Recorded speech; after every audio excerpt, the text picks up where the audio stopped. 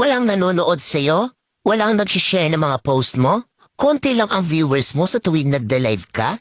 Hindi ka sinusuportahan ng mga kamag-anak mo? Kaibigan mo? Kakilala mo? Kapitbahay mo? Pinagtatawanan ka dahil sa pag-reveals mo? Pinagtatawanan ka dahil sa paggawa mo ng mga content? Ito ang tatandaan mo. Huwag kang huminto. Huwag kang susuko. Huwag kang papaapekto sa sasabihin ng ibang tao tungkol sa'yo.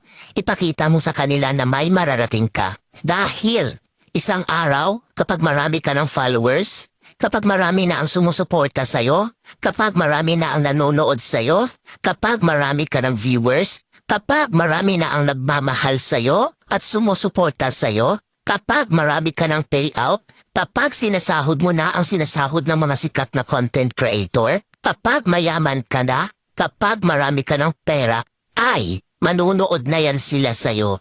Sila na ang kusang lalap